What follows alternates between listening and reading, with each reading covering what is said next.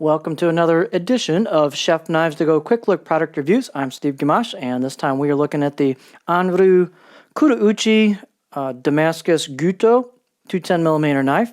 This line of knives has a core steel of Shidogami R white paper number 2 Hitachi reactive carbon steel. Heat treats about 61-ish, maybe 62 Rockwell. They make these by hand, so that can vary just a little bit, but that's what they shoot for approximately. Construction is a multi-layered soft iron cladding, which is reactive.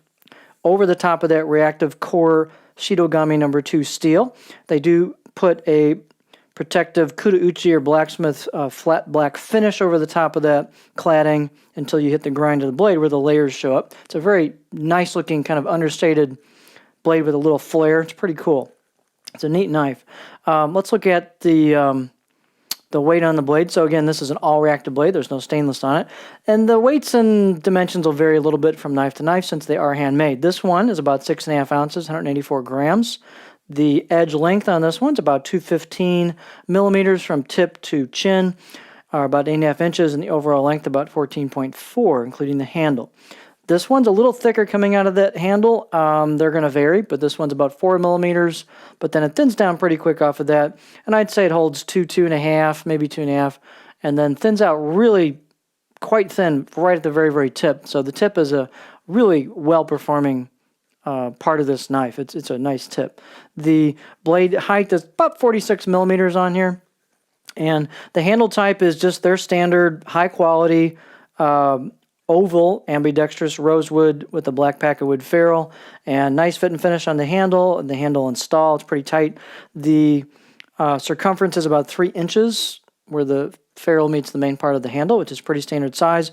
And you can see their characteristic curve in the back of the blade called the choil into the curve into the neck where it goes into the handle. Lots of room for a pinch grip. This is pretty much tailor shaped for a pinch grip, and it really works great. In terms of balance point, here's my pinch grip, and when I take my hand away, there it is balanced on that pinch grip. So it's right about there. For me, it's right on the money, which makes this a neutral, nimble position as far as how the knife feels. At the same time, it's got a little bit of heft to it, which personally I like knives that have just a little bit of heft. So it's a neat combination. Let's take a close-up look at it. I'd say the out-of-the-box edge on this was maybe about a 5 out of 10, kind of a typical kind of fairly quick edge that was pretty sharp, but not, super fancy in terms of hand done on stone, water stones and such. It was kind of that quick edge they probably do on the round stone. So I went ahead and sharpened it, put my own edge on it, and it got really sharp. This is great steel. It's easy to sharpen. It's just loads of fun to sharpen. It's so nice to sharpen. So here's what this blade looks like. And you can see we've got some hand-cut, hand-chisel kanji. You get a little bit of a muted feel to it because of the Kurouchi, but you can feel that with your finger. Really nice. And then there's your layered cladding. That's called the blade road, where it's ground down towards the edge. So that's known as a suminagashi finish. You can definitely see those layers. And the core steel at the edge, and then, of course, the shiny edge bevel itself. Fit and finish on these blades is nice. I guess you could say they're a little rustic, but not really. The fit and finish is quite well done, and I wouldn't classify them as all that rustic. They just happen to have a Kurouchi finish on them. They've done a nice job on the curve here, finishing that off, and also the spine. So these are really well done knives. They are ready to rock and roll. You might want to sharpen them to really take advantage of what that Shidogami will do, but great knives. The cutting board, let's take a look at it. Again, this is a nice performing line of knives. They are no slouches. Maybe before I do that, we'll take a look. They're ground pretty thin towards the edge, so they get nice and thin right at that edge. And they, again, they're pretty good performing knives.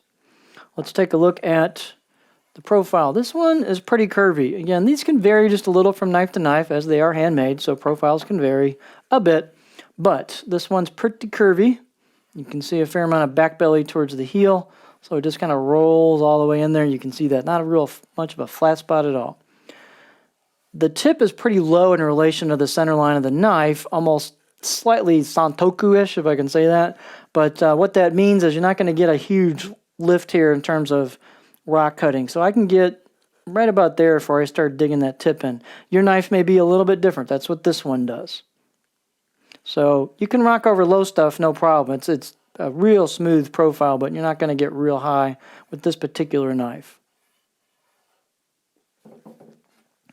So great line of knives, a real nice understated look with a little bit of flair. The Suminagashi finish, you've got great core steel, a nice, pretty refined aesthetic to it, nice fit and finish, so just a really cool line of knives. So there you have, let me back that out, that would help, right? The Anryu Kurauchi Damascus Shidogami No. 2 Gyuto 210mm knife.